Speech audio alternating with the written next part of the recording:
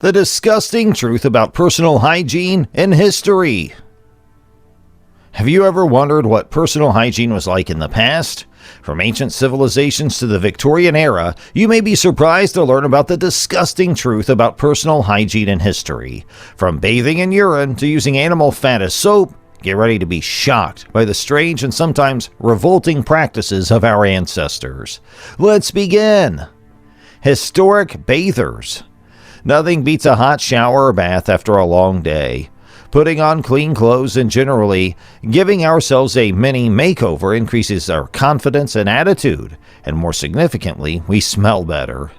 If we could travel back in time, though, we might be appalled by the lack of hygiene or the prevalence of unsanitary habits. Having said that, the idea that ancient humans didn't bathe is completely false. Most wealthier people did, utilizing a big barrel-shaped building for bathing in hot water. Public bathhouses had been established by the 13th century. A tub filled with water, heated by log fires, and brought to the bathroom by servants. The problem was that a lot of them caught fire, which spread to nearby buildings and destroyed several of them before it was put out. As deforestation made firewood more expensive, it also became more costly to take a hot shower. Whole families and groups of friends shared the water, or many had to remain dirty. Poor individuals bathed in cold water, although for obvious reasons they presumably washed less frequently.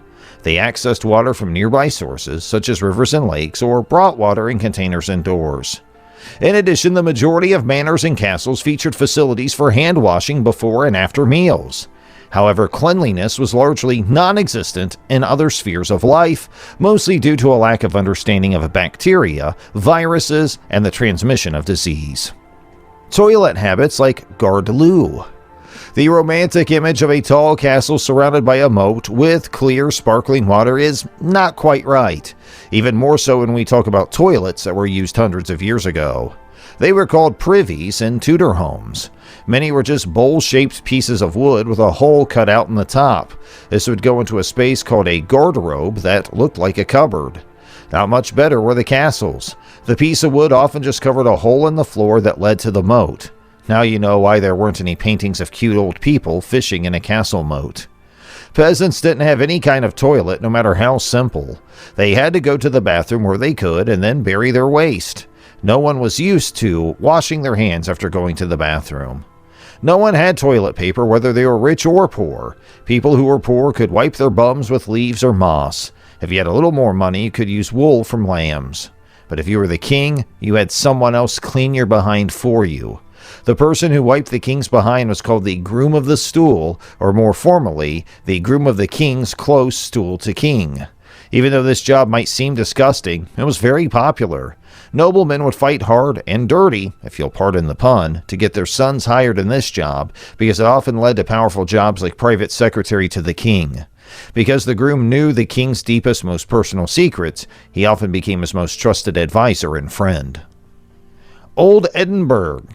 If you ever find yourself in Old Edinburgh, you should be ready to hear someone shout, "Garde-lou!" If you weren't quick enough, or if someone didn't like you, the chamber pot's contents could be thrown at you from the tenement windows. Chamber pots were used to catch urine overnight, as you might expect. The word garde-lou comes from the French phrase garde l'eau, which means be careful of the water. This is where the name loo may have come from the toilet.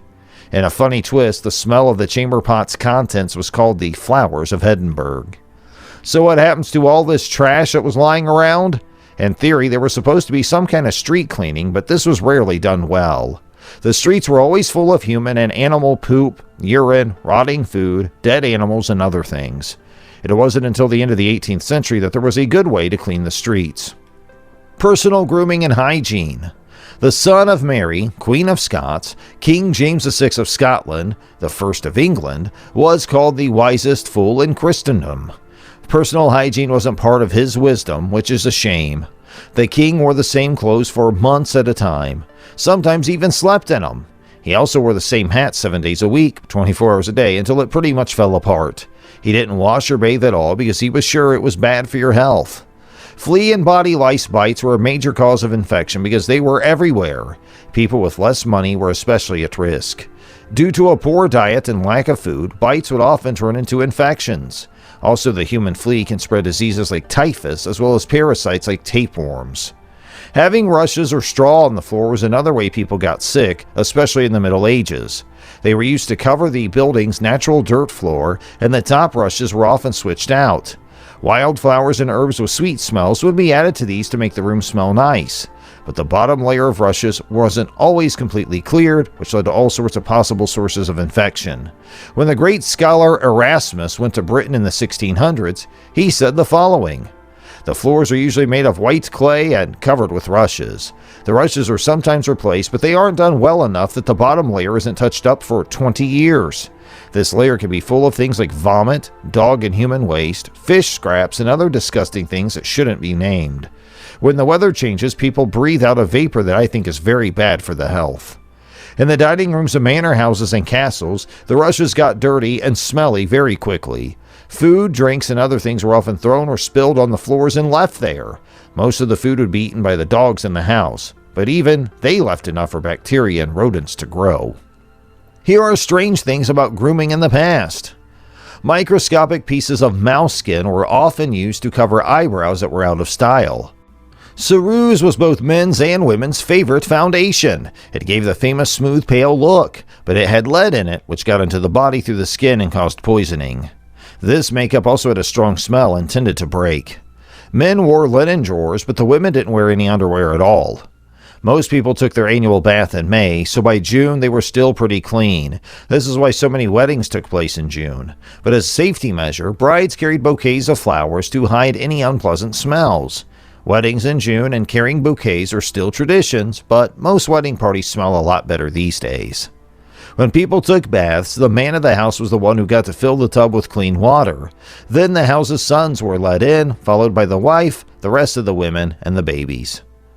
In the past, houses did not have the roofs that protect us today. It was common for bugs, pests, and droppings to fall from the roof into your clean bedding. So 4 poles and a canopy were made to keep the bed clean. This is where 4-poster and canopy beds got their start. In a book written by Peter Levins in the 1600s, men can find clear instructions on how to treat baldness and thin hair by making a strong alkaline solution with potassium salts and chicken droppings and putting it on the affected area.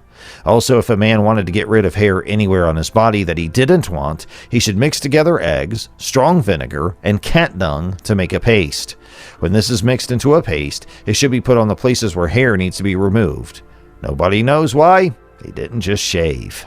And that brings us to the end of today's video. So please feel free to let us know what you thought about it. And if you like this video, please leave us a like and make sure you subscribe to our channel for more amazing content. We thank you very kindly for watching, and we'll see you in the next one. Have a great day.